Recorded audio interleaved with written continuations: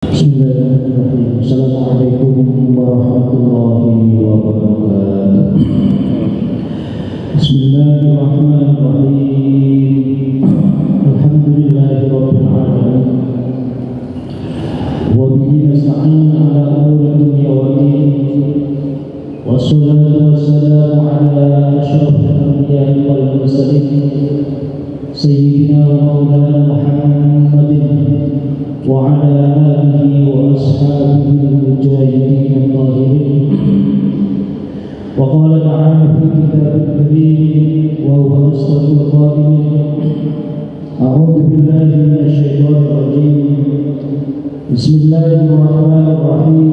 Wal 'asri innal insana lafi khusr illa alladziina aamanu wa 'amilus shalihati wa tawassaw bil haqqi wa tawassaw bis sabr. وقال النبي صلى الله عليه وسلم من ازداد علما ولم يزدد هدى لم يزدد من الله إلا هدى. وفي حديث آخر من يرد الله به خيرا يفقهه في الدين. الحديث أو كما قال حضرة المكرمين.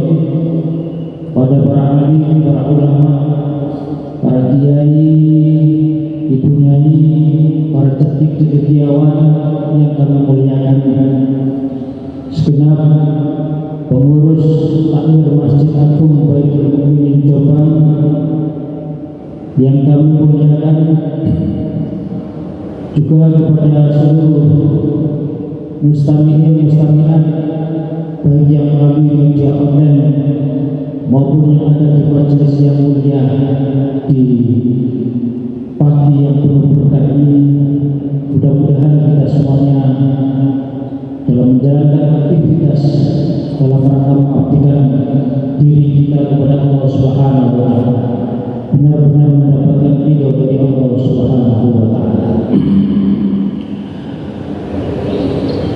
Para hadirin yang kami muliakan, di pagi yang penuh keberkahan ini, marilah kita bersama bersyukur kehadirat Allah Subhanahu wa Ta'ala. Kita masih ditakdirkan oleh Allah bisa bertemu di bulan yang mulia, bulan Dzulhijjah. Ketepatan ini di tanggal 14 dari bulan Dzulhijjah. Kita sudah melewati Yaumun Nahr, yaitu hari raya Idul Adha. Kemudian ayam tasyrik tanggal 11, 12, 13. Kemudian kita kembali lagi di hari biasa, yaitu di hari-hari yang kita semuanya diperkenankan untuk melaksanakan ibadah puasa. Karena pembahasan kita di 2 pekan ini, insya Allah kita akan membahas tentang adab-adab berpuasa. Karena berpuasa tidak hanya di bulan Ramadan saja, tapi di hari-hari yang lain, di bulan-bulan yang lain. Sebagaimana kita jelaskan di pertemuan berikut sebelumnya, kita juga disyaratkan untuk melaksanakan ibadah puasa. Salam mudah-mudahan tetap terhadirkan kepada baginda tercinta Muhammad sallallahu alaihi wasallam yang telah memberikan suri tauladan kepada kita semuanya, memberikan suatu hasanah, contoh-contoh yang perlu kita terapkan dalam model kehidupan kita di zaman modern sekarang ini. Insya Allah ketika kita selalu berpegang teguh dengan ajaran yang telah disampaikan oleh Rasulullah melalui kitab-kitab kutaban, kitab hadis, para perawi hadis yang sudah dikumpulkan dalam kitab-kitab besar, insya Allah ini menjadi landasan yang sangat tepat untuk menatap masa depan kita baik di dunia dan di akhirat.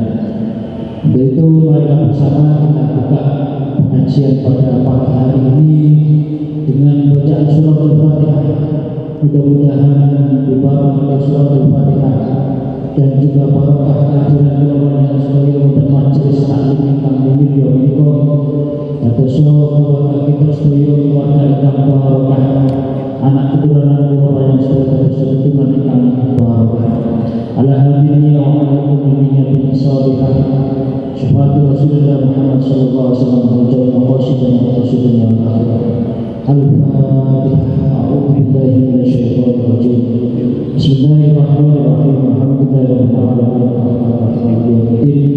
Iyyaka na'budu wa iyyaka nasta'in. Ihdinas siratal mustaqim. Shiratal ladzina an'amta 'alaihim ghairil maghdubi 'alaihim waladdallin. Para hadirin yang Allah muliakan, seyogyanya di setiap perjalanan kehidupan, di setiap kejadian yang ada di muka bumi ini menjadi sebuah pelajaran bagi kita sebagai umat muslim untuk bisa mengambil iktibar, mengambil pedoman untuk kita jadikan sebagai landasan dalam kehidupan umat muslim. Salah satunya yaitu dengan pelaksanaan kurban yang telah dilakukan oleh Nabiullah Ibrahim alaihissalam terhadap Nabiullah Ismail alaihissalam. Ini banyak sekali yang perlu kita teladani. Salah satunya yaitu dari segi tarbiyah, dari segi pendidikan. Di antara yang paling krusial yang perlu kita jadikan sebagai bahan evaluasi kita bersama adalah bahwasanya dengan adanya kurban yang telah dilakukan oleh Nabiullah Ibrahim alaihissalam ini bisa menjadikan sebuah tarbiyah tauhid, yaitu menumbuhkan Allah sebagai tujuan kita yang sangat. Artinya apa? Ketika seorang ayah yang sangat mencintai anaknya, seorang dermawan yang ketika diuji dengan orang yang dicintainya untuk dikorbankan, ini menjadi salah satu pilihan. Apakah kita masih cinta dengan Allah? Apakah kita masih mendahulukan Allah daripada harta, daripada sesuatu hal yang paling dicintai yang ada di dunia? Ini bukti bahwasanya kita semuanya diajarkan untuk mendahulukan Allah dibandingkan dengan yang lainnya. Di dunia modern yang kita hadapi sekarang ini, yang menjadi pertanyaan besar bagi diri kita masing-masing adalah apakah sesuatu hal yang paling kita cintai dalam hidup ini kita bisa menempatkan di bawah cinta kita kepada Allah Subhanahu wa Ta'ala. Ini termasuk satu hal yang perlu kita tancapkan, bahwasanya tarbiyah tauhid menjadi pokok dalam perjalanan kehidupan yang dicontohkan oleh Nabi Ibrahim alaihissalam. Kemudian ada juga yang termasuk tarbiyah tasfiyatun nufus, yaitu mensucikan jiwa kita. Karena pada dasarnya di dalam kisah pengorbanan yang dilakukan oleh Nabiullah Ibrahim alaihissalam ini bukan pada penyembelihan yang dilakukan Nabi Ibrahim terhadap Ismail, atau Nabi Ibrahim melakukan penyembelihan kepada domba yang telah digantikan oleh Allah Subhanahu wa Ta'ala. Akan tetapi ada makna di baliknya, bahwasanya kita semuanya mampu apa tidak untuk menyembelih ego kita, menyembelih kesombongan kita, menyembelih nafsu kita, sehingga kita benar-benar kembali kepada Allah Subhanahu wa Ta'ala. Ini di antara beberapa hal yang perlu kita jadikan sandaran, bahwasanya betapapun tinggi derajat kita, betapapun tinggi jabatan kita, tetapi ketika tidak mampu menempatkan posisi ini sebagai hamba Allah, maka ini bisa menjerumuskan kita kepada jurang neraka. Oleh karena itu, di balik perjalanan kisah Idul Adha, yaitu ketika kurbannya Nabiullah Ibrahim alaihissalam, ini banyak sekali hikmah yang banyak kita yang dapat kita petik. Para hadirin yang kami muliakan, marilah bersama kita lanjutkan kajian kitab Bidayatul Hidayah. Bismillahirrahmanirrahim. Wala tadullu idza sunta anna sawma huwa al-ta'am wasyarab wal wudu. Al-Imam Al-Ghazali dawakan wala tadullu lan ojo nyono sapa sira idza sunta nalikane poso sapa sira anna sawma setuhune poso dua utawi iku tarkut to'an ninggalno mangan ninggalno panganan wasyara bilan tunjukan walika ilan jima makot mongko bloko makot walan mongko temen-temen jauh sapa Kanjeng Nabi sallallahu alaihi wasallam kam min shaimin laisa lahu min siyamihi illa ju' wal atis. Al-Imam Al-Ghazali paringi nasihat wonten kula panjenengan sedaya bilih perkawis ingkang termasuk adab-adabipun puasa, karena puasa ini menjadi penting ketika kita bahas di luar bulan Ramadan, supaya nanti ketika datangnya bulan Ramadan kula panjenengan sedaya sampun siap dengan berbekal ilmu, dengan berbekal pengetahuan, sehingga Ramadan yang akan datang kita lakukan ini kita benar-benar bisa melaksanakan dengan sempurna. Kita dilatih dengan puasa-puasa sunnah. Ada puasa mingguan kemarin termasuk hari Senin, hari Kamis, juga hari Jumat. Ada puasa bulanan termasuk di awal bulan tanggal 9. Wonten pertengahan bulan Ayyamul Bid tanggal 13, 16 dan 12. Ada juga di akhir bulan yakni di tanggal 31.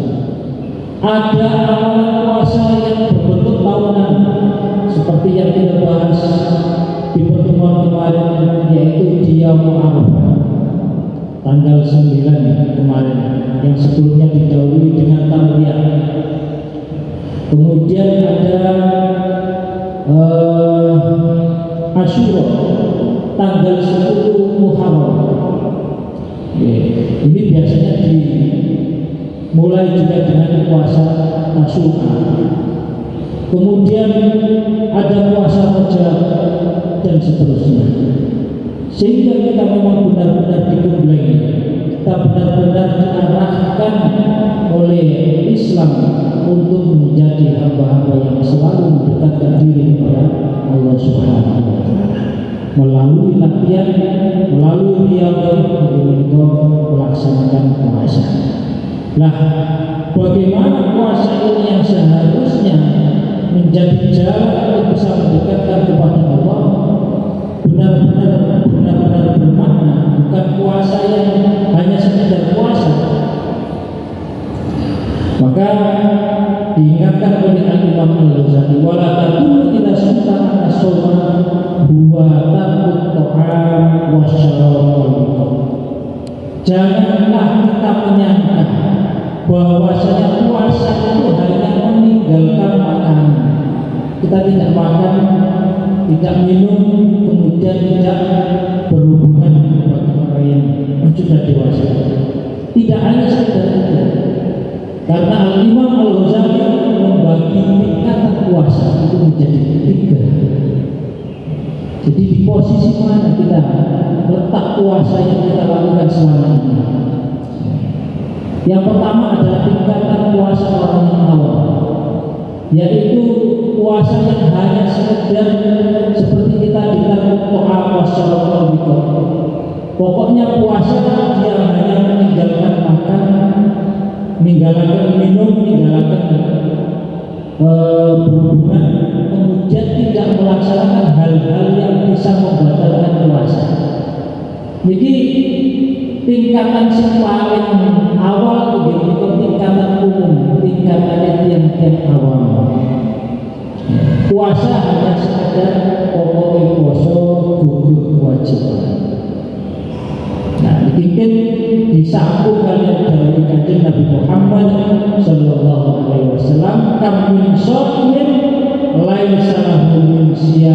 illal ju' wal 'atsy.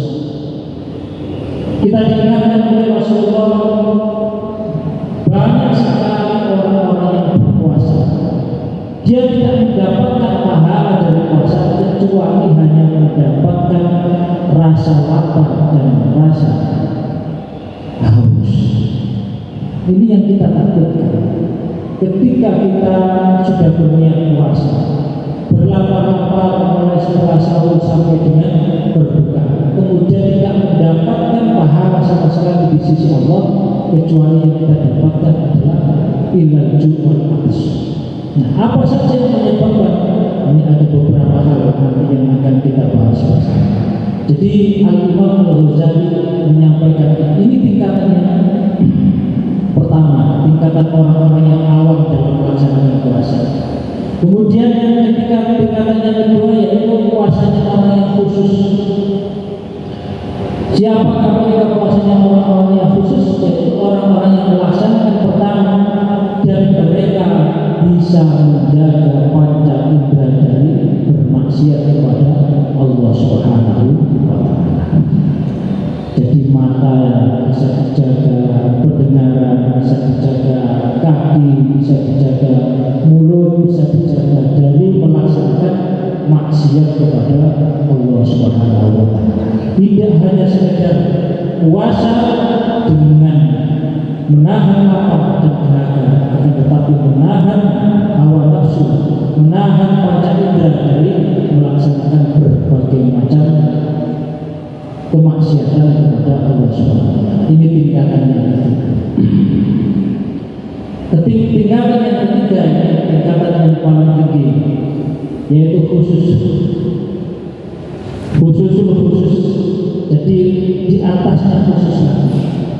Ini mungkin adalah puasa para nabi dan para rasul. Jauh ketika kita mau ke tingkat yang seperti itu. Mengapa? Karena tidak hanya melaksanakan dari nomor 1 dan dari nomor 2, akan tetapi ditambah lagi dalam setiap waktu para nabi dan para rasul ini hatinya selalu tertaut dengan Allah Subhanahu wa Ta'ala. Jadi selalu ingat kepada Allah Subhanahu wa Ta'ala. Maka ketika satu waktu saja hatinya tertutup, hatinya sampai lupa dengan Allah Subhanahu wa Ta'ala, maka versinya para khawas ini puasanya adalah batal. Jadi tingkatan nomor 3, tingkatan yang tertinggi. Kita mampu mencapai di mana? Mari kita bersama. Ya, kita juga berusaha bersama bersuci supados latihan puasa yang kita lakukan dengan Senin Kemis, dengan puasa-puasa bulanan. Ini kita mencoba berlatih dari tingkatan pertama, tingkatan kedua.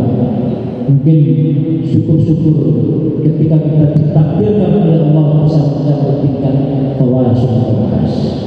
Jadi tidak hanya berlapar-lapar, tidak hanya mampu menahan dari maksiat kepada Allah, tapi hatinya, pikirannya tetap tertawa kepada Allah Subhanahu wa Ta'ala. Ini tingkatan yang paling tinggi. Ini yang disampaikan oleh Imam Al-Ghazali. Pertama, manusia yang berjawari pula ayat Allah Ta'ala. Al-Imam Al-Ghazali memberikan komentar dari hadis Kanjeng Nabi, kam min sha'imin laisa lahu min siyamihi illal ju' wal 'atsy. Jadi banyak sekali orang-orang yang berpuasa yang tidak mendapatkan keistimewaan, mendapatkan pahala dari puasanya kecuali al-ju' wal 'atsy. Pertama, manusia yang berjawari ila amayah, tetapi puasa adalah yaitu mencegah anggota dari hal-hal yang dimakruhkan oleh Allah Subhanahu wa Ta'ala. Jadi kalau kita ingin supaya puasa kita bernilai ibadah, puasa kita benar-benar mendapatkan balasan Allah besok ketika kita menghadap kepada Allah Subhanahu wa taala dengan janji Allah kita akan dimasukkan di surga Ar-Rayyan. Kemarin kita jelaskan, yaitu khusus orang-orang yang punya ibadah yang ibadah puasa yang tidak dimiliki oleh orang-orang selainnya. Karena orang puasa ini amalannya ini amalan yang khusus yang tidak bisa terbaca oleh makhluk yang lain kecuali hanya orang yang berpuasa dengan Allah Subhanahu wa taala. Maka ada yang menyatakan bahwasanya sampai ketika dia melewati siratal mustaqim itu kalau barqil khatir. Ketika orang lain berjalan di atas siratal mustaqim, ada yang dengan berjalan, ada yang dengan merangkak, ada yang dengan terbalik, tangannya di bawah, kakinya di atas, dan macam-macam sesuai amal perbuatannya. Orang-orang yang berpuasa tinggal seperti petir yang menyambar. Mengapa? Karena mendapatkan keistimewaan dari Allah Subhanahu wa taala. Maka selayaknya ketika kita menjadi hamba-hamba yang ingin dekat dengan Allah melalui riyadhah puasa, iki yakubul jawarih kullaha amma yaqulu. Kita mencegah dari setiap anggota badan kita, yaitu melaksanakan dari hal-hal yang dimakruhkan atau hal-hal yang dibenci oleh Allah Subhanahu wa taala. Wal yaqbali antah fadl aina anil nadri ilal makari. Dawuhipun Al-Imam Al-Ghazali, maka sebaiknya bagi orang yang berpuasa antah fadl aina anil nadri ilal makari, untuk menjaga pandangan dari melihat perkara-perkara yang dimakruhkan oleh Allah Subhanahu wa taala. Ini nasihat yang pertama. Jadi ketika puasa kita ingin menjadi puasa yang bermutu, puasa yang mendapatkan ridho dari Allah, maka tahfadzul ain, kita menjaga pandangan ulama Islam. Ini di kitab-kitab kecil seperti di Sulam Tauhid. Ini kitabnya sangat kecil tapi hati berat, termasuk membahas tentang maksiat-maksiat yang ada di anggota tubuh kita. Lalu terjadi kiai-kiai kampung, kiai-kiai ingkang wonten desa-desa, itu sering para kiai bahas tentang kitab Sulam Tauhid. Yang di situ di dalamnya tentang hal-hal yang menjadikan seseorang melaksanakan maksiat melalui anggota tubuh, dari lisannya, dari matanya, dari tangannya, sampai seluruhnya, bahkan hati pun ketika tidak mampu menjaga ini menjadi maksiat kepada Allah. Maka di situ ada bahasa zina bil ain, enten zina mata, zina tangan, zina anggota dan sebagainya. Maka ini kita diingatkan tahfadzul, menjaga pandangan kita, terutama di dunia digital sekarang. Untuk tahfadzul ain, kita dihadapkan kepada kenyataan bahwasanya untuk mengakses kebaikan sangatlah mudah, mengakses kejelekan juga sangat mudah. Melalui media HP, melalui media TV Android, melalui media yang lain-lainnya, kita sangat mudah sekali untuk bermaksiat maupun beribadah kepada Allah. Ketika HP kita jadikan media syiar, niki lambat laun banyak sekali pahala-pahala yang kita dapatkan. Tapi ketika HP kita jadikan sebagai bahan untuk menjadikan murkanya Allah kepada kita, ini juga akan membawa bencana kepada golongan manusia. Karena Al-Imam Al-Ghazali paling singkat, tahfadzul ain, menjaga pandangan. Karena ini puncak daripada segala kemaksiatan adalah tahfadzul ain. Maka akhirnya kenapa juga orang-orang yang diberikan ganjaran oleh Allah Subhanahu wa taala dengan tidak bisa melihat dunia, mata batinnya lebih tajam daripada kita yang bisa atau mampu melihat dunia. Gus Dur yang terkenal tidak bisa melihat, tapi mata hatinya sangat jernih. Para penghafal Al-Quran sing boten saged melihat, tapi dari bacaan-bacaannya bisa menggetarkan hati orang-orang yang mendengarkan. Ini Allah memang benar-benar sudah membuka mata batin orang-orang yang diinginkan ketika dia mampu untuk menjaga pandangannya. Maka di puasa ini, supaya puasa kita menjadi puasa yang diterima oleh Allah, kita mampu tahfadzul ain, menjaga pandangan kita anil nadril ilal makar. Jadi dari melihat perkara-perkara yang disengiti atau dibenci oleh Allah Subhanahu wa taala. Wal lisani lan lisan anil saking duman bimala yang nikah saking perkara sing boten manfaat. Selama kali nek tiyang poso niku kedasaken jadi lisanipun saking perkawis-perkawis atau kata-kata sing boten saged memberikan manfaat. Ateges nek pengin poso niku kanggo ganjaran, tiyang niku boten kanggo ghibah. Ngomongaken tiyang, mungkin mencaci tiyang, ngomong rotok maupun boten kata atau mulai mencaci bahkan menolong-nolong di depan orang lain. Jadi termasuk adab yang perlu kita pegang ketika kita beribadah dengan puasa. Kraten jagi lesan ini Masya Allah luar biasa.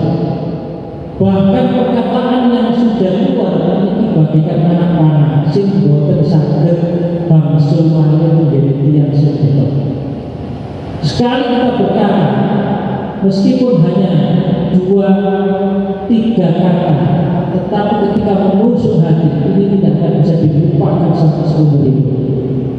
Itu para sastrawan menyatakan seperti bersumpah, seperti anak panah yang melesat. Ini maka perlu kita menjaga lisan kita supaya tidak menodai dari puasa yang kita lakukan, dari perkara-perkara yang menjadikan Allah murka kepada kita, yaitu salah satunya adalah ghibah. Ghibah itu perkawis yang paling ecok. Nek pun kadung ngomong kekurangannya manusia itu nane boten gagal, tapi boten saged mengetani kekurangan tiang. Makanya di situ balasannya orang yang senang ghibah kepada sesama saudaranya adalah seperti memakan daging mentah dari daging saudaranya. Di ujung daging mentah dipangan di betul. Ini termasuk salah satu siksa yang diberikan kepada orang. Maka seyogyanya kita bisa sebaliknya, bagaimana di dalam pergaulan kita mampu menutup kekurangan orang lain, mampu memaafkan dari kesalahan orang lain, sehingga kita bisa dikatakan sebagai teman-teman yang sejati, teman-teman yang dingin, teman-teman yang bisa sejuk di hati saudara-saudara kita, karena kita tidak pernah menyatakan kejelekan orang lain di depan temannya dan sebagainya. Walaupun alil istiman ila Allah. Sehingga menika dawuh Al-Imam Al-Ghazali supados puasa yang kita lakukan ini menjadi puasa yang diterima, kita mampu menjaga pendengaran kita dari hal-hal yang diharamkan oleh Allah Subhanahu wa taala. Karena ketika kita mendengarkan orang yang ghibah, mendengarkan orang yang menyatakan kejelekan orang lain, meskipun kita tidak ikut berbicara, maka kita termasuk golongan dari orang yang berbicara. Sulit memang. Tapi disinilah kenyataannya. bahwasanya kita tidak boleh mengiyakan sebuah kebatilan yang ada di depan kita semuanya. Fa'inal muslimina syai'ul qail, karena sesungguhnya orang yang mendengar itu adalah temannya orang yang berbicara. Wa huwa ahadul mutlabaini, dan orang yang mendengarkan adalah salah satu dari orang yang senang berbuat kita pun Imam Al-Ghazali. Jadi boten sanjang, boten elok rasanya, tapi elok ngomong ini usami mawon ahadul mutlabaini. Para hadirin yang mungkin di antara perkawis-perkawis ingkang perlu terjadi sebatas akhiripun latihan kula panjenengan sedaya dengan melaksanakan puasa-puasa yang tidak hanya di bulan Ramadan, mungkin di hari atau bulan-bulan yang lainnya, sehingga puasa kita menjadi puasa yang diterima oleh Allah Subhanahu wa Ta'ala. Kalau kita mencegah semangat, pilih orang kelapatan, pulau yang pun semangat.